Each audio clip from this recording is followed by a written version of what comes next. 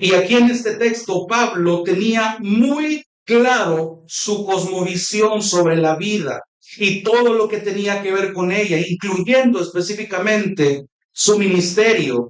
Pero también anhelaba que sus lectores examinaran su cosmovisión sobre la vida ahora dentro de la vida del Evangelio y todo lo relacionado a ella, incluyendo específicamente en este pasaje sus aflicciones.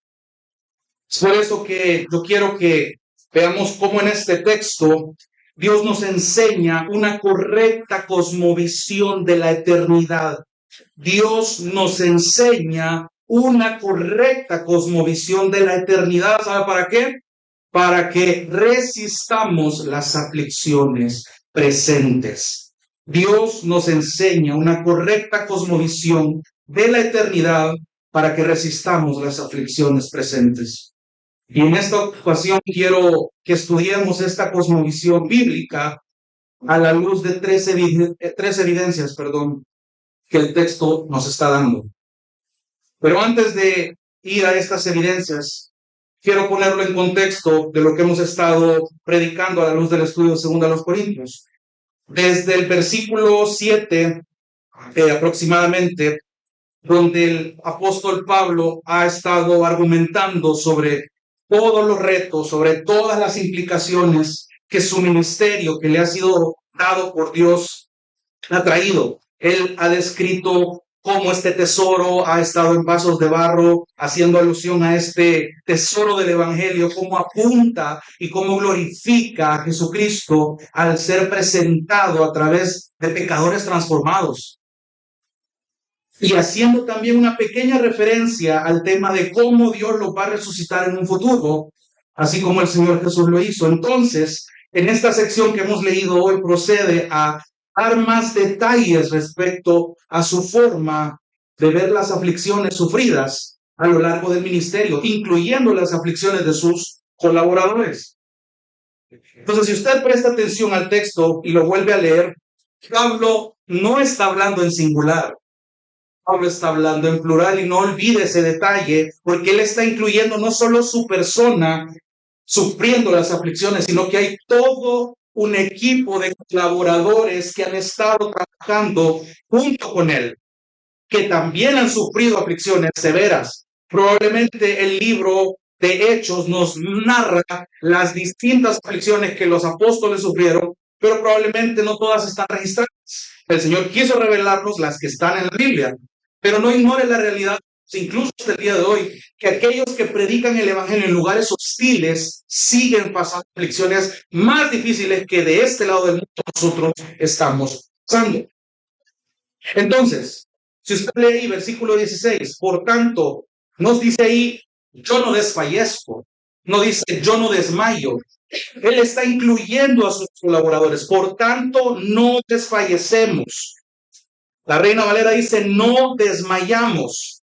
Que aquí es donde yo quiero que veamos la primera evidencia de una cosmovisión correcta en la eternidad. Y es la primera evidencia de una conciencia de la realidad física y espiritual. Una conciencia de la realidad física y espiritual. Ya vamos a ir viendo esto. Entonces, si usted lee el versículo 16, dice, por tanto, ese por tanto viene amarrando la idea de toda la sección anterior que hemos estado aprendiendo en los domingos anteriores. Y quiero que le preste atención a esta simple palabra, porque cuando usted lee, por tanto, no desfallecemos. Esta frase es la segunda vez que lo repite. Si usted se va al capítulo 4, justamente en el versículo 1, inicia con la misma expresión. Lea por ahí en el capítulo 4, versículo 1, dice, por tanto, y él sigue amarrando ideas. Puesto que tenemos, dice en el versículo 1, este ministerio, según hemos recibido misericordia, no desfallecemos, no desmayamos. Al inicio del capítulo 4 dice esta expresión y ahora que está en la última sección del capítulo vuelve a traerlo a colación. Y esto no es casualidad, esto no es coincidencia. Pablo es completamente intencional al ser inspirado por el Espíritu Santo. Y estas palabras tienen valor cuando usted entiende lo que el apóstol Pablo y sus colaboradores habían sufrido. Hagan un pequeño repaso de episodios de los más fuertes que yo considero que la apóstol sufrió, y uno de ellos fue en Hechos 14:19. ¿Qué pasa ahí? Fíjense que ahí la Biblia dice que Pablo fue apedreado de tal forma, arrastrado afuera de la ciudad, pensando que estaba muerto. Quiero que trate de dimensionar el nivel físico, lo grotesco que su apariencia debió haber quedado después de tanto apedreamiento, para que la gente que lo estaba apedreando pensaban que estaba muerto. Tanto así que esto me atrevo a suponerlo, que el tipo iba inconsciente, arrastrado hasta la entrada de la ciudad. Pero lo que más me impresiona es que sabe lo que dice ahí mismo en ese texto. Simplemente se levanta y al día siguiente sigue proclamando el evangelio. Hechos 16:22 cuenta cómo Pablo fue azotado con varas, arrojado a prisión, lastimado de su cuerpo, con grilletes en los pies. Y aún a pesar de esa condición, ¿sabe lo que él hizo? Dice la palabra que él oró y añadido a eso cantó himnos en plena noche. Hechos 27:20 nos narra que cuando Pablo iba prisionero hacia Roma y una tormenta fuerte hizo que el barco naufragara antes de llegar a la isla de Malta, dice el texto que los que iban a bordo habían perdido toda esperanza de vivir. Y fue Pablo, el prisionero, el que había sufrido todo lo anterior que le he descrito, quien les dijo a este montón de inconversos que tuvieran ánimo. ¿Por qué? Porque un ángel de Dios se le había aparecido y les había dicho que iban a pasar con vida, que iban a llegar a tierra, iban a llegar a una isla y que todos iban a ser rescatados, cosa que sí pasó. Entonces, añádale a eso, volviendo al contexto de los corintios, la calumnia que Pablo estaba pasando con los corintios debido a los impostores que estaban cuestionando su testimonio, su ministerio y por ende el de sus colaboradores también. Y añádale a eso la terquedad de los corintios y no acatar las exhortaciones de Pablo. Creo que cualquiera de nosotros se hubiera dado vencido solo en la primera aflicción. Pero imagínense a Pablo, y otra vez, no quiero descreditar a los colaboradores que están implícitos en el texto. Imagínense a este equipo de personas que tampoco la tuvieron fácil y que sean capaces, punto del texto, de afirmar juntamente con Pablo, que a pesar de todo lo que les acabo de mencionar y cosas que posiblemente pasaron que la Biblia no menciona, ellos digan, no desfallecemos, no desmayamos. A pesar de todo lo anterior, no desmayamos. De hecho, hermanos, la implicación de esta palabra en el idioma original de desmayarse o de desfallecer da la idea de rendirse del todo por cobardía. Entonces, lo que están diciendo Pablo y sus colaboradores es que no pensamos rendirnos por cobardía. No pensamos desfallecer por cobardía.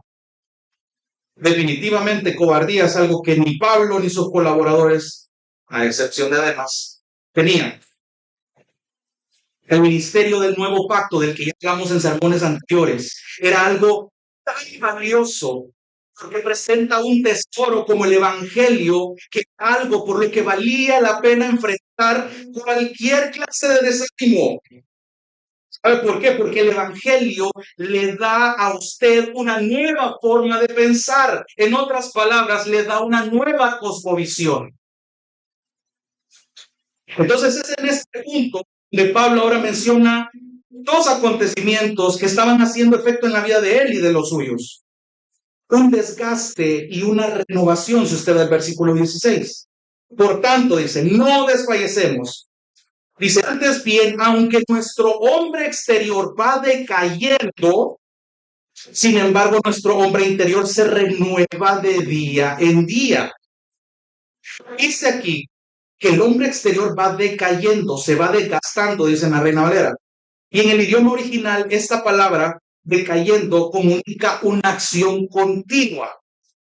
Es decir, se podría traducir como el hombre exterior está siendo desgastado continuamente. Que dramática, ya lo hemos discutido en otras palabras. Habla de la voz pasiva. ¿Qué quiere decir la voz pasiva? Que la persona que recibe la acción no la genera ella misma. Hay acciones que yo genero hacia mí mismo, pero hay acciones que alguien más genera y los efectos caen en mí. Entonces la voz pasiva me comunica que alguien más está ejerciendo la acción sobre mí. Está diciendo que el hombre exterior está siendo desgastado por alguien externo continuamente. Pablo y compañía entendían que aunque todas sus aflicciones las recibían directamente de otros pecadores, en la mayoría de ocasiones conocieron que quien estuvo detrás del telón de sus vidas, controlando cada paso que daba, era Dios. Y eso les producía una convicción tremenda. ¿Sabe para qué? Para seguir resistiendo. Oraban, hermanos, el hecho de que sus cuerpos físicos se estaban desgastando. Y ojo con esto, pero lo hacían por la causa correcta. ¿Cuál es esa causa? Ve el versículo 11 del capítulo 4. Ahí le da la respuesta. Capítulo 4, versículo 11. Dice acá, porque nosotros que vivimos constantemente estamos siendo entregados a muerte por causa de Jesús, para que también la vida de Jesús se manifieste en nuestro cuerpo mortal. Entonces, estos proclamadores del Evangelio sabían que sus días estaban contados en más de un sentido. Se exponían muy seguido a la muerte y sabían que tarde o temprano sus cuerpos iban a morir, ya sea de forma brusca, como pasó con Esteban, o a través del envejecimiento. Pero su manera de vivir, producto de su forma de pensar, hizo que estos hombres aprovecharan, hombres y mujeres, aprovechaban cada día de su vida. Es verdad, no ignoraban la realidad de que sus cuerpos físicos estaban envejeciendo. Cada día que pasaba, pero algo más estaba pasando. Casi que de forma simultánea. El hombre interior se renueva. Está usando la misma idea que la palabra cuando habla del hombre exterior que va decayendo, es exactamente la misma idea, es decir, que el hombre interior está siendo renovado constantemente por alguien más.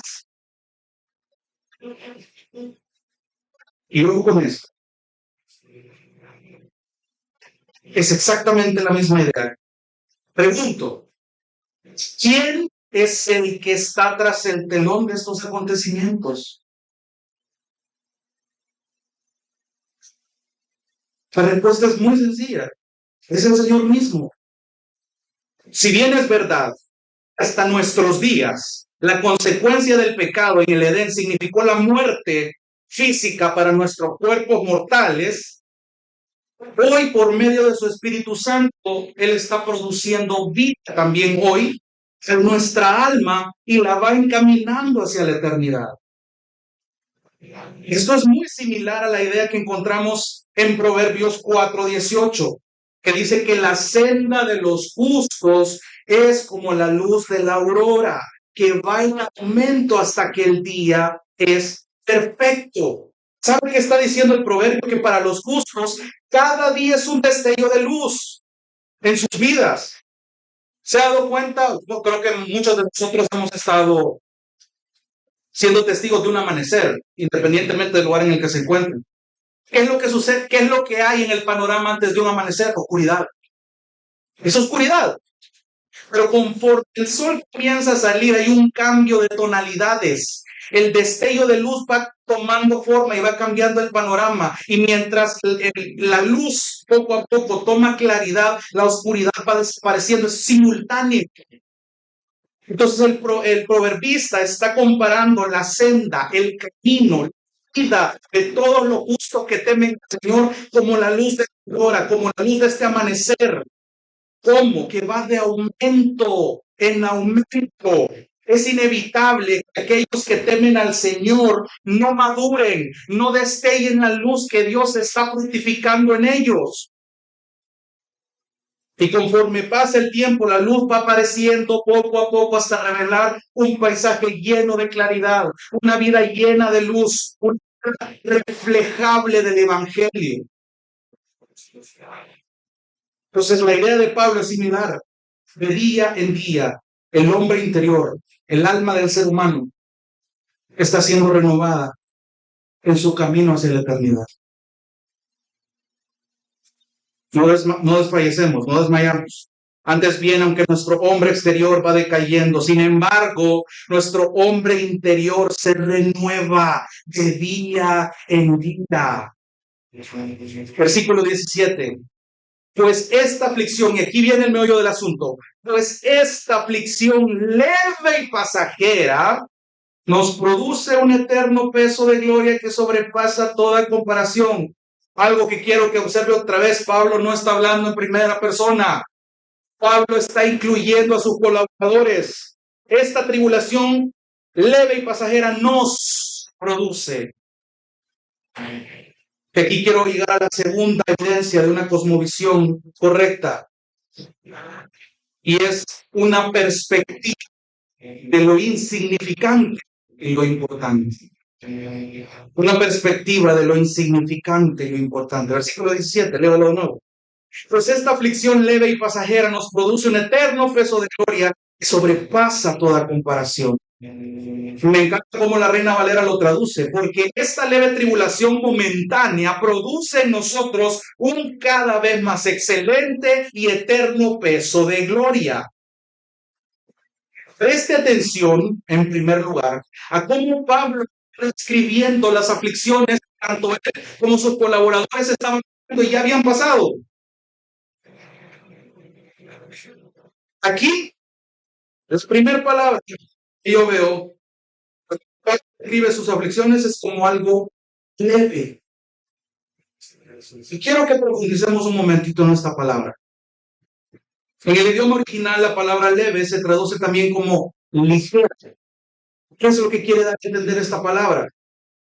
Es la idea de una carga que es posible sobrellevar o una carga que es posible resistir. Y eso la vuelve una carga limitada. Dicho en otras palabras, una carga insignificante. ¿Sabe por qué? Porque no representa un impedimento para seguir con el objetivo que está trazado. Y no solo eso, la parte de leve dice que su aflicción ha sido pasajera. Reina Valera dice momentánea. Piénselo por un momento.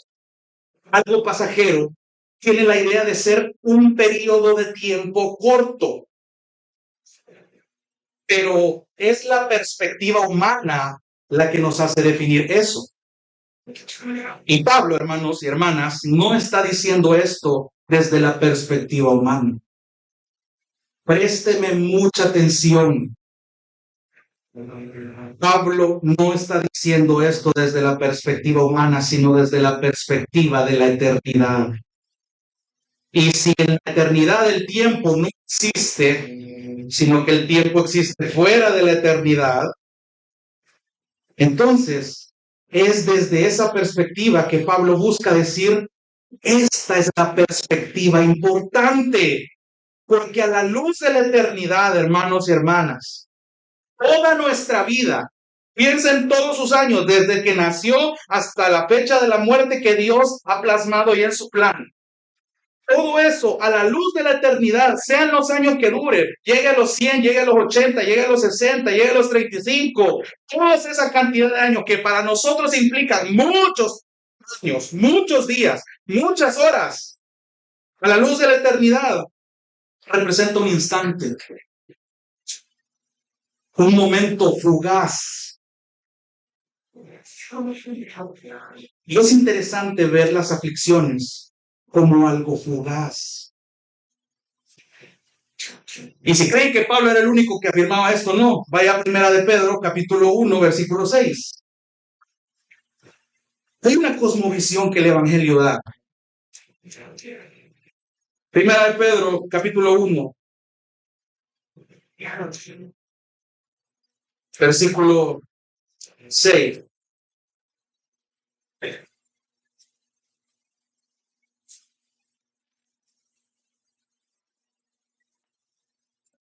Dice acá, en lo cual ustedes se regocijan, hablando de la salvación recibida, versículo 6, en la cual ustedes se regocijan grandemente, aunque ahora, refiriéndose al presente, por poco de tiempo. No pierda de vista que Pedro en este punto de la historia le estaba escribiendo a una iglesia dispersa y perseguida, que los estaban matando, que los estaban persiguiendo, en otras palabras, estaban en una aflicción muy difícil.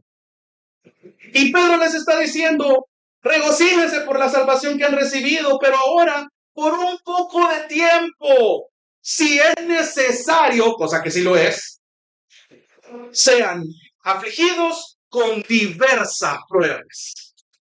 ¿Para qué? Versículo 7. Para que la prueba de la fe de ustedes, más preciosa que el oro, que perece, aunque probado por fuego, sea hallada, que resulte en alabanza, gloria y honor en la revelación de Jesucristo. ¿No les suena familiar en alguien más la idea de las diversas pruebas? Santiago. Pablo en Romanos dice lo mismo. La tribulación produce paciencia. La paciencia, carácter probado. O sea, esta idea no solo fue de Pablo, fue de todos los que adoptaron la cosmovisión del Evangelio. Qué difícil de procesar fue para la audiencia de Pedro, una iglesia perseguida, asesinada. Bueno, cálmense, en labios de Pedro y parafraseado. Esto va a durar poquito. Pero en la perspectiva humana, decir un poco de tiempo es que ya le ponemos una fecha de inicio y una fecha de final que nos conviene. Pero cuando lo vemos desde una perspectiva eterna, posiblemente nos choque, porque lo que para Dios representa un instante, para mí puedes representar toda mi vida. 25 años, un año en una tribulación puede ser una eternidad para muchos de nosotros. Pero lo que Pablo está diciendo, vuelva ya a 2 Corintios 4, pues esta es la perspectiva importante, porque la luz de la eternidad, de nuevo, toda nuestra vida es un momento fugaz, y esta perspectiva de lo insignificante me hace apreciar, o me debería hacer apreciar lo importante, lo que esta aflicción produce. Mira el texto ahí en el versículo 17, pues esta aflicción que es leve, que es ligera, que es posible de resistir y sobrellevar, y que también es pasajera, es momentánea, pero no a la perspectiva humana, sino desde la perspectiva eterna, ¿sabe lo que produce? Un eterno peso de gloria.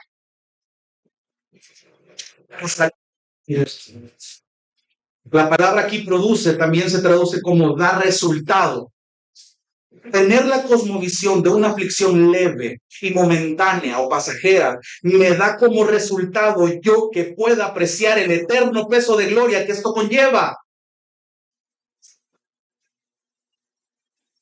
¿Qué produce? Un eterno peso de gloria, es decir, algo, y ojo, vamos a pensar, algo que tiene peso en la perspectiva de alguien es algo que le importa. Voy a repetir, algo que tiene peso en la perspectiva de alguien es algo que le va a importar. En la Nueva Biblia de las Américas, que es la que estoy leyendo, aparece la expresión después de peso de gloria, que sobrepasa la comparación. Y la Reina Valera traduce esta expresión como un cada vez más excelente. Présteme atención porque a nuestras traducciones al español hay variaciones de lo que el texto griego dice, para enfatizar este eterno peso de gloria. Pero la idea en el idioma original es que repite una misma palabra dos veces. Y esa palabra, que en griego se pronuncia hyperbolei, que de ahí deriva la palabra en nuestro idioma, la palabra hipérbole. Y una hipérbole, para repasar esto, es algo, una figura que consiste en aumentar o disminuir de forma exagerada aquello de lo que se está hablando, de lo que se quiere comunicar. Pero la idea que Pablo está usando al utilizar la palabra hyperbolei para describir el eterno peso de gloria es que no busca exagerar esto, sino que lo que él quiere enfatizar es algo que posee una calidad extraordinaria. Es decir, el hecho de que yo trate de buscar palabras que exageren lo que el peso de gloria implica, se queda corto. Las palabras disponibles en mi idioma no alcanzan a describir con exactitud lo extraordinario y la calidad y lo pleno que es el eterno peso de gloria, que es resultado de tener una cosmovisión correcta en las aflicciones. Así es como está describiendo a este eterno peso de gloria.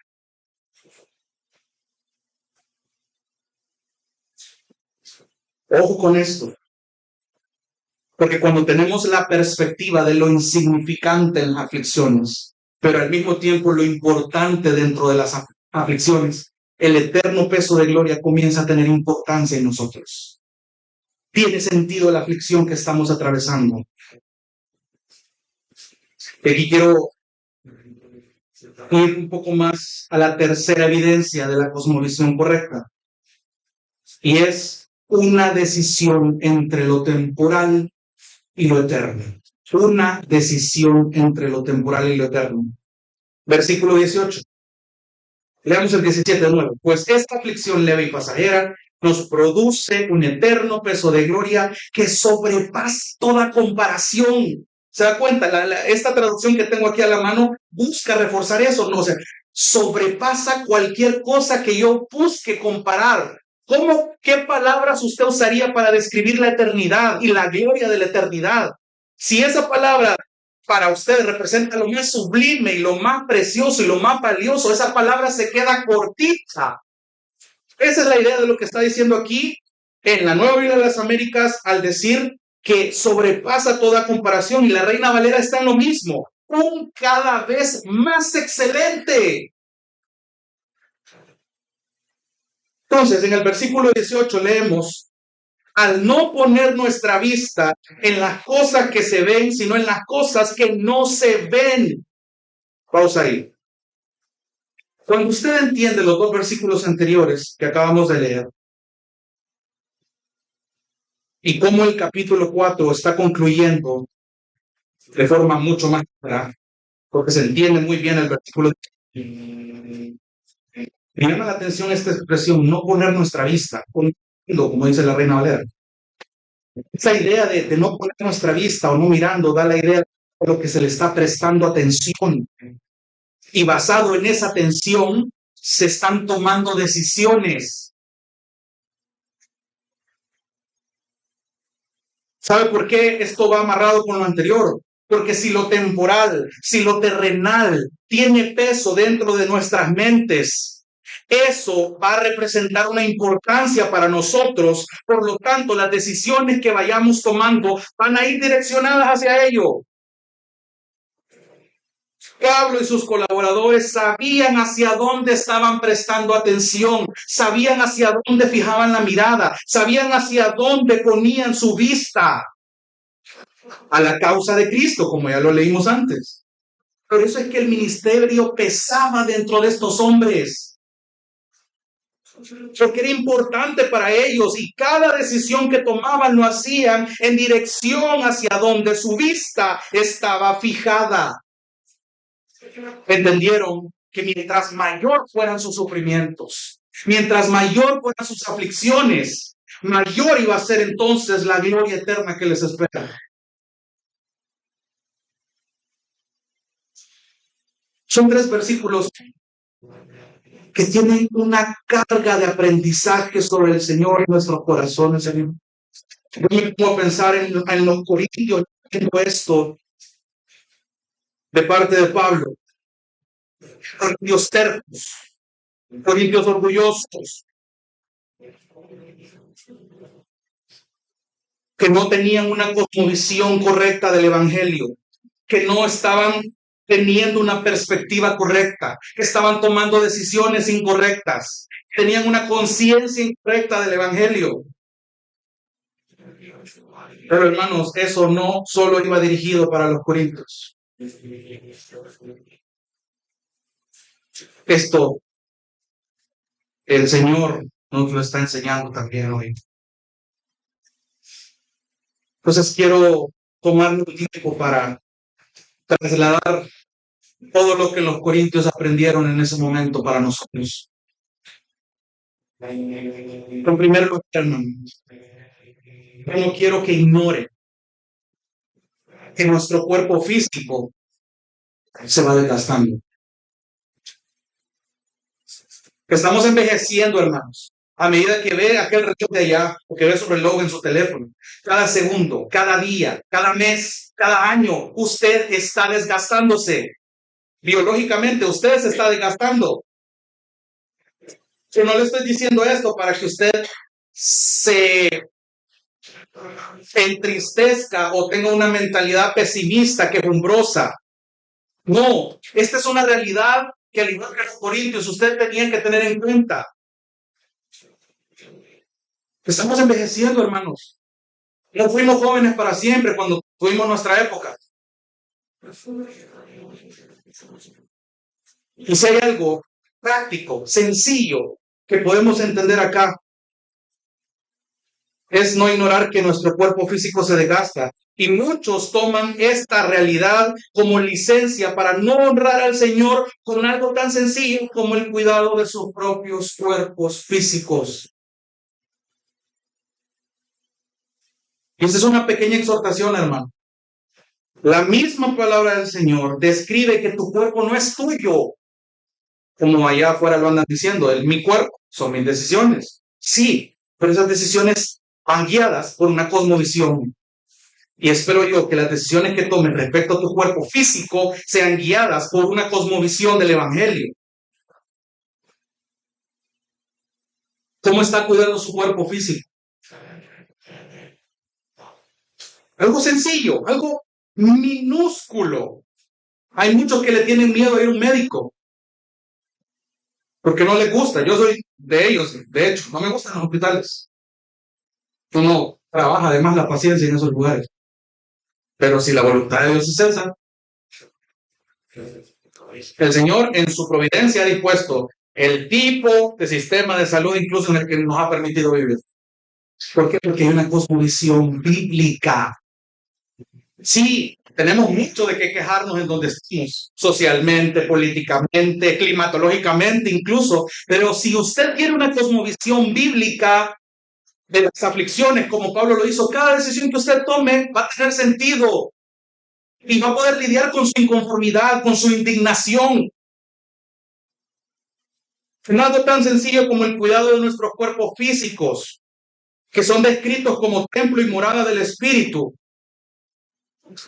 Cuida su cuerpo, porque usted está entendiendo que si Dios le ha dado un cuerpo físico que aún resiste o aún con imperfecciones de salud, pero que usted trata de honrar al Señor con su cuerpo físico, va a aprovechar lo que rinda su cuerpo para reflejar el Evangelio. Porque si usted está viviendo, está invirtiendo en su cuerpo solamente para sí, para este paraje terrenal, no está haciendo nada. ¿Estás haciendo ejercicio? Gloria a Dios. ¿Tienes una cosmovisión correcta? Esa es la pregunta. ¿Cuál es la motivación para que hagas ejercicio? ¿Cuál es la motivación para que hagas dietas? ¿Cuál es la motivación para que comas ciertas cosas y otras no? ¿Cuál es la verdadera motivación? ¿Cuál es el verdadero propósito? ¿Es una cosmovisión bíblica? ¿Es una cosmovisión guiada por el Evangelio? Porque se supone que el Evangelio debe permear toda nuestra vida. Porque vivir en contra de esto es tener una cosmovisión incorrecta del Evangelio, que te puede llevar a sufrir por las causas incorrectas. Y donde hay causas incorrectas, no hay una conciencia de la gloria eterna. No hay un eterno peso de gloria. Segundo, imagínese por un momento, si a través de las aflicciones nos mereciéramos la gloria eterna, que nosotros por obras hiciéramos un esfuerzo intencional por mantenernos atribulados. Si ese fuera el estándar, esto es un supuesto, le aseguro que nadie se atrevería y los pocos que se atrevan la desearían. Pero en cierto sentido, eso sería merecer la eternidad por obras nuestras que muy posiblemente tengan motivaciones incorrectas. Nadie quiere estar en aflicción, hermano. Solo un masoquista quiere estar atribulado. Humanamente hablando, solo un masoquista le gusta estar atribulado, afligido, empruebado, dicen otros. A nadie le gusta, nadie aspira a una vida llena de aflicciones, pero cuando usted tiene la cosmovisión correcta, eso cambia.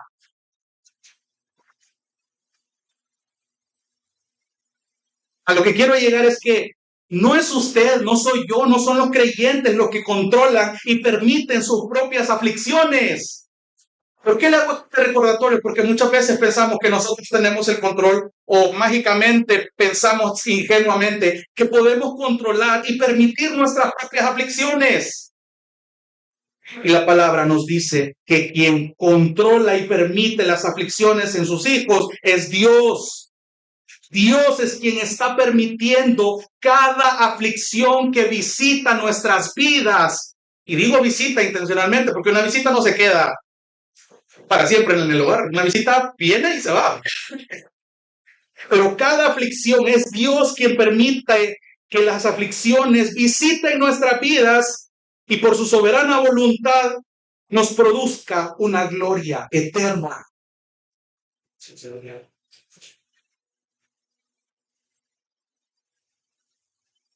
Siempre que el Señor me da la oportunidad de predicar, el Señor siempre me enseña muchas cosas que necesito refrescar o que no había entendido, ya sea antes, durante o después del sermón.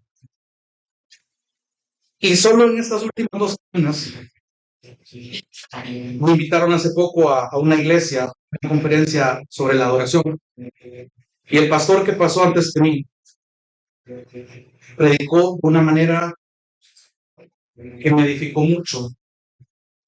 Y algo que no voy a olvidar fue la solemnidad con la que este hombre describió la cruz. La solemnidad con la que este hombre se quebrantó desde el púlpito al decir, yo no concibo, porque estábamos hablando del tema de los cantos de la congregación, yo no concibo que hayan iglesias que celebren de una manera tan desordenada, creyendo que están alabando al Señor y pretendan que todo es fiesta, todo es alegría, todo es gozo. La palabra dice que hay un tiempo para todo, dice este hermano, y yo no puedo imaginarme un desorden de esto celebrando la cruz. Yo lo que veo al ver la cruz es un dolor. Yo puedo ver los clavos, yo puedo ver la sangre, yo puedo ver la corona de espinas, yo puedo ver a un Jesús clamando, aún en su lecho de muerte, Padre, perdónalos, no saben lo que están haciendo, no tienen una cosmovisión correcta.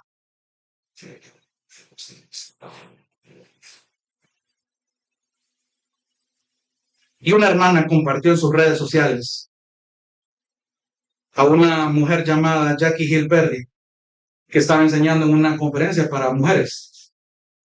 Y me pegó algo tan fuerte que ella dijo, y lo cito: nos distraemos con mucha facilidad. Estamos fascinados por el mundo. Estamos tan atrapados en cosas que no pueden cambiarnos y en personas que no pueden salvarnos. Pero ¿qué pasaría si lo contempláramos a Él? Y ella termina diciendo, yo creo que el Señor quiere llevarnos de vuelta a lo esencial. Y lo esencial es contemplarlo a Él. ¿Y sabes cuál es la oportunidad perfecta para contemplarlo a Él? En tus aflicciones. Aún en la abundancia, Dios pesa nuestros corazones. Pero en la aflicción hay un anhelo, o debería de haber un anhelo de contemplarlo. ¿Cómo vas a contemplarlo? Exponte a su ley. Medita, obedece, ama, quiébrate al contemplar la cruz. Tú ya te sabes la historia, hay un montón de películas, hay un montón de podcasts, hay un montón de historias que te la cuentan de diferente manera, pero eso no debe disminuir el impacto que la cruz debe provocar en ti. Que estás contemplando a alguien tan precioso que sufrió un dolor que tú nunca vas a pasar en esta vida. ¿Sabes por qué es necesario que tú contemples el dolor de la cruz, sobre todo en tu aflicción? Porque ese dolor solo Él lo pudo soportar. Esa aflicción nadie más la puede soportar. Y solo esa aflicción que Él soportó nos hizo capaces de soportar aflicciones de grado menor en esta vida. ¿Por qué? Porque cuando tienes la cosmovisión del Evangelio, ni la peor tragedia que te pueda pasar, hermano, y lo digo con mucho amor. Yo sé que hay muchos hermanos que están pasando pruebas. Yo sé que hay muchos que estamos atravesando dificultades, que venimos de tragedias muy pesadas. Pero eso no se compara a la cruz. Cuando tú entiendes el dolor de la cruz, y me preocupa que tú no entiendas esto, porque para ti y para cualquier pecador que no tiene esta perspectiva, se le va a ahogar el mundo con la primera prueba. Aunque dure toda su vida esa prueba, va a sentir que Dios lo abandonó, va a sentir que Dios lo olvidó. Pero la perspectiva bíblica a mí me hace entender que aunque toda mi vida esté llena de aflicciones, hasta el día de mi muerte, el eterno peso de gloria está ahí.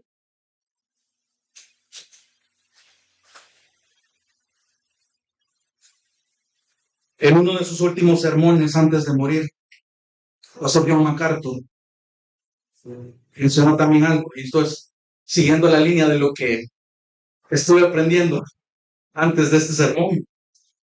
Alguien me lo compartió y fue otra bomba. El pastor John MacArthur me enseñaba que a veces nuestras pruebas son bendiciones disfrazadas. Y Dios tiene propósitos que nunca hubiéramos podido cumplir, dijo él, si no nos hubieran puesto en algún tipo de estrés, en algún tipo de dolor, en algún tipo de ansiedad. Por eso yo me siento agradecido. Cierro cita. Dios también me quebró un montón.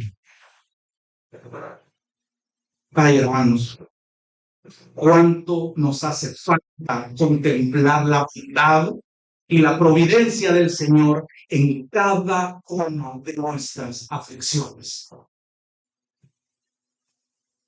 Entender que cada aflicción que pasamos conlleva un eterno peso de gloria debería de hacerme más agradecido, no quejumbroso, no inconforme, no insatisfecho.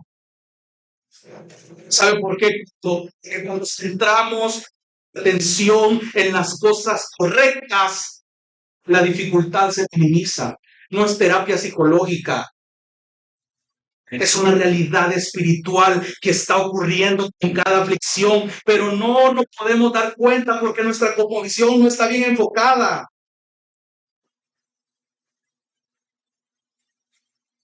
Pero cuando hay una perspectiva correcta, las dificultades se vuelven ligeras, leves. Y entonces la gloria eterna se maximiza en nuestra perspectiva.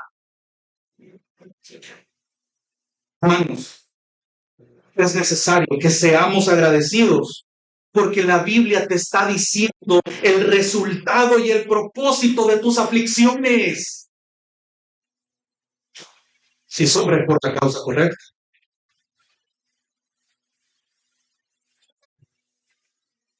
¿Cómo logramos esto? ¿Cómo logramos esta perspectiva, hermano? Hay algo tan sencillo. Una comunión con Dios y con su Espíritu Santo garantizan renovación espiritual que necesitamos para resistir las aflicciones y que el peso de gloria tenga mayor perspectiva dentro de nosotros y nos incline a tomar decisiones que aporten a esa gloria eterna. Que no me va a negar, esto cansa, esto agota. Es un punto donde nos hartamos de una salida, de querer resolver las cosas a nuestra manera.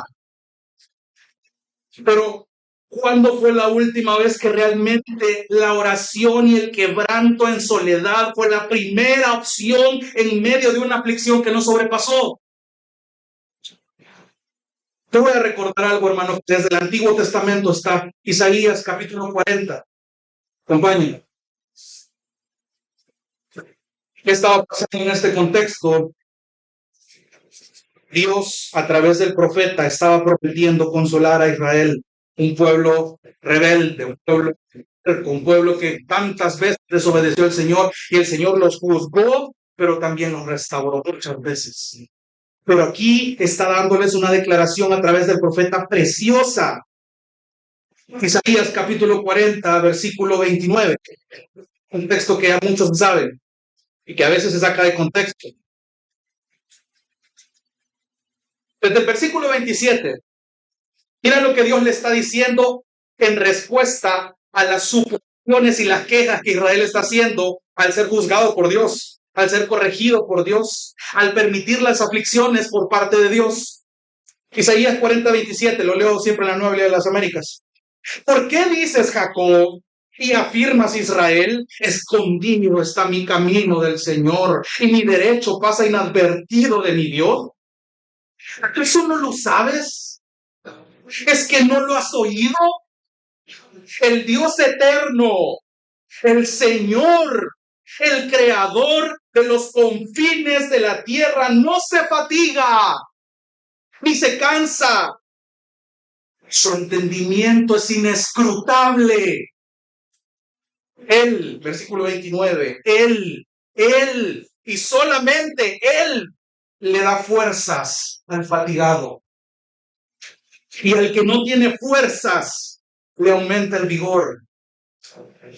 Aún los mancebos, en la Reina Valera dice, los muchachos se fatigan y se cansan, y los jóvenes tropiezan y vacilan. El sentido es de que aún los que piensas tú que son los más fuertes y los resistentes, aún ellos tienen límites. Aún a quienes tú crees que tienen una cosmovisión correcta por parecer fuertes, aún ellos se cansan, aún ellos flaquean, aún ellos se atribulan. Pero los que esperan en el Señor, otra traducción para esperar es confiar, pero los que confían en el Señor renovarán. Esta palabrita en el hebreo es la misma del sentido del griego en el Nuevo Testamento. El hombre interior se va renovando de día en día. Y los que confían y esperan en el Señor, esta misma renovación va a ocurrir en sus fuerzas. Se remontarán con alas como las águilas. Correrán y no se cansarán, caminarán y no se fatigarán. Vamos aquí. Fue alguien atribulado, y a veces, por eso les digo que a veces esto lo sacan de contexto. Ya ven, usted confía en el Señor y el Señor dice que le va a dar fuerza como águila y correrá y no se cansará. Sí, pero ¿qué quiere decir eso? Acuérdense del contexto. Era una nación terca que tenía su propia manera de vivir su adoración al Señor, y que muchas veces falló, que muchas veces fue corregido y castigado por el Señor, y que fue restaurado por el Señor. Correrán y no se cansarán, no está hablando de una carrera. Caminarán y no se fatigarán. ¿Qué implica eso? Cuando usted corre, el corredor jamás va a correr eternamente. En algún punto tiene un límite, en algún punto tiene un descanso, tiene una pausa. Los que caminan también no caminan eternamente. El cuerpo tiene un límite, el cuerpo se cansa. No es una carrera de lo que está hablando, es la resistencia producida por Dios a través de su fuerza. O sea, el punto no es lo que tú vas a hacer, el punto es lo que Dios hace.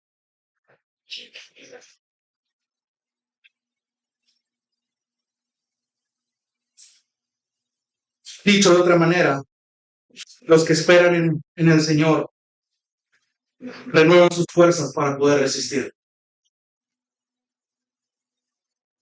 Y esta misma idea Pablo se la traslada a los Colosenses. Colosenses capítulo 3, versículo 10.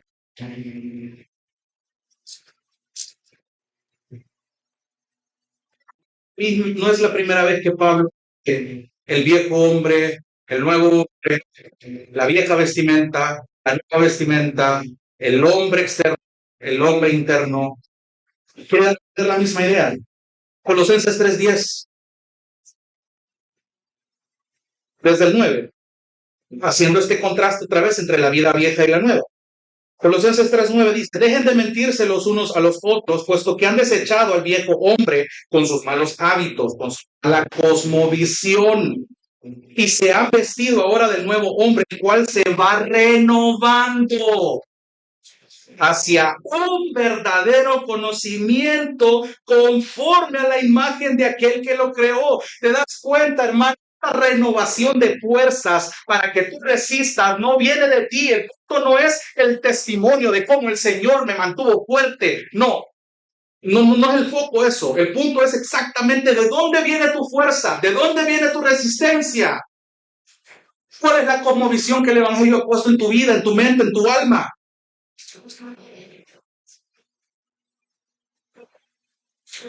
Y con esto voy aterrizando. Hermanos, esta cosmovisión es imposible vivirla sin Cristo.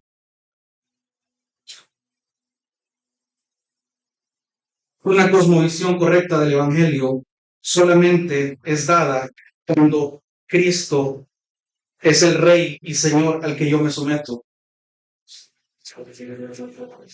Si Cristo es el soberano a quien yo espero y confío, si Cristo es de quien yo dependo.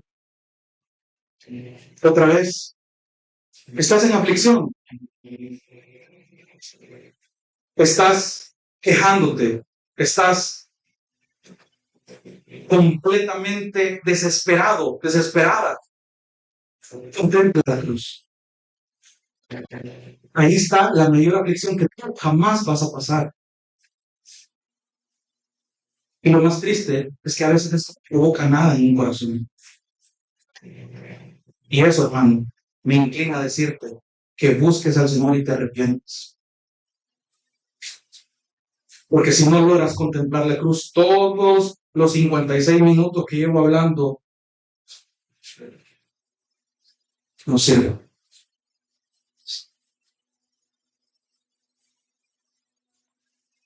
Por eso es necesario someternos a Él, obedecerle, amarle, seguirle. Si tú no has conocido a este Cristo, te invito a que te arrepientas de tus pecados y corras hacia Él.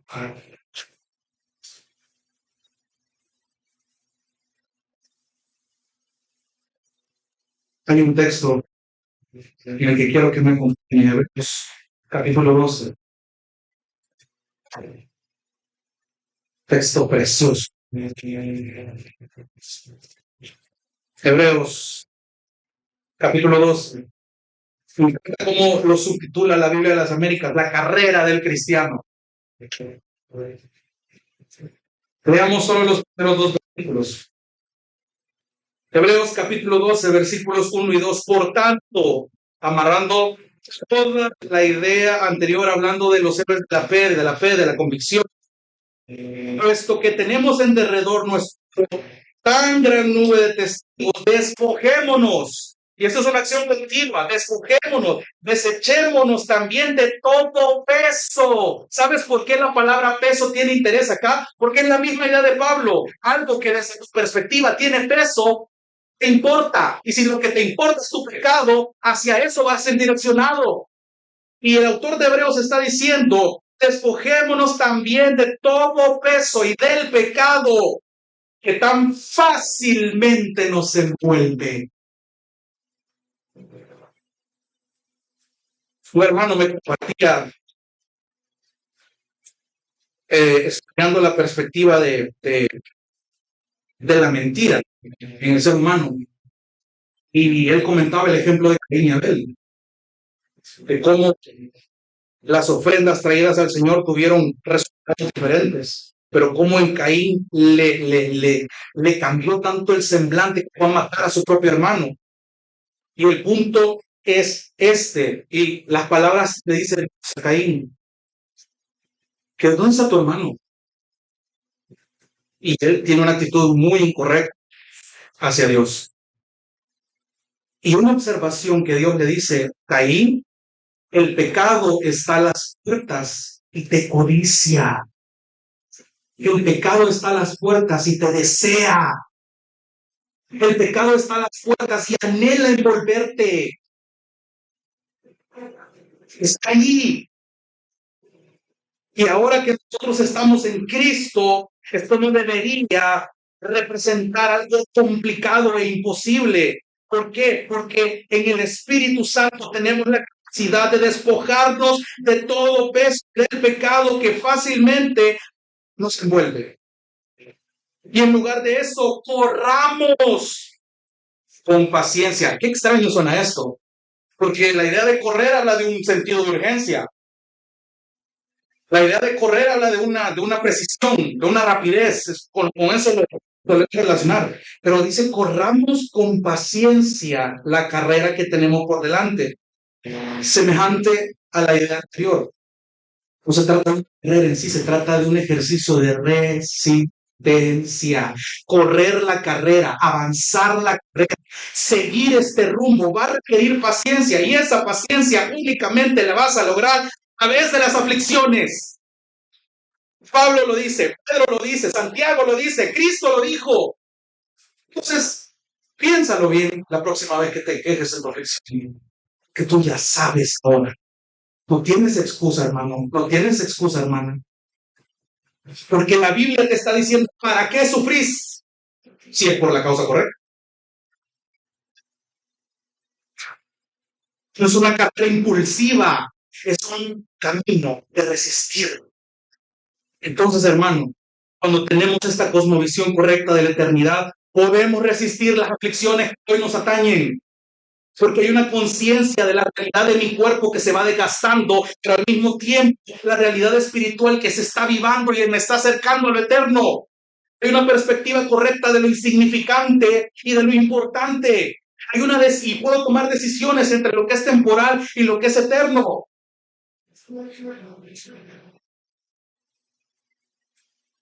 Entonces, amado hermano,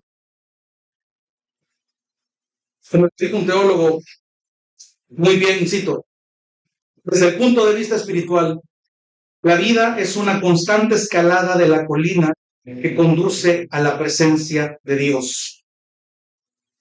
Nadie tiene por qué temer a los años. Nadie tiene por qué temer a las aflicciones.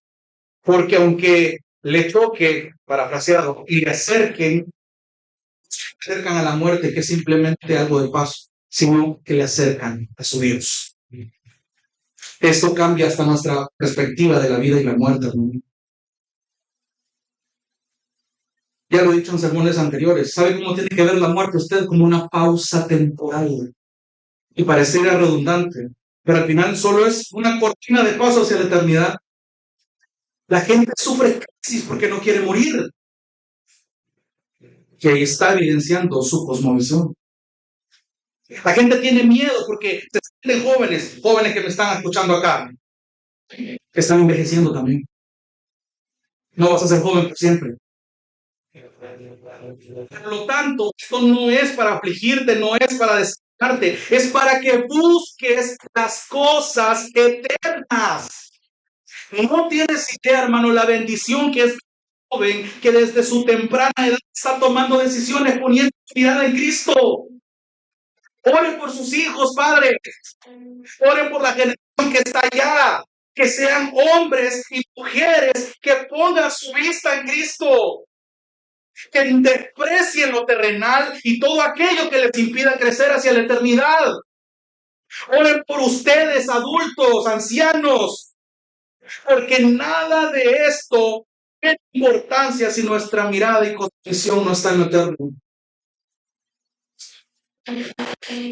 Entonces, como le pregunté al inicio, ¿para qué sufrimos? Ahora ya lo saben. Cuando hay una cosmovisión correcta, que solo el Evangelio que me habla de Jesucristo puede dar, las aflicciones presentes cobran un sentido tan atesorable, porque ahora conozco hacia dónde me conducen. Por tanto, le animo en esta mañana a que no dejemos de fijar nuestros ojos en el autor y consumador de nuestra fe, Cristo Jesús. Oremos. Dios te bendiga. Realmente es un privilegio para nosotros que puedas escuchar el mensaje de la palabra de Dios. Esperamos que Dios obra en tu vida grandemente a partir de lo que puedas escuchar y aprender a través de este sermón. Sin embargo, creemos que solo este sermón es insuficiente y no debería de suplantar por ningún motivo tu asistencia a una iglesia local. La iglesia local es el medio por el cual Dios obra en la vida de su pueblo. Te motivamos a que busques una iglesia sana donde congregarte o puedas contactarte con nosotros en nuestras redes sociales para que nos puedas visitar. Será un gusto poder servirte y que podamos juntos adorar a Dios en comunión con sus redimidos mientras aprendemos de su palabra. Que el Señor te bendiga.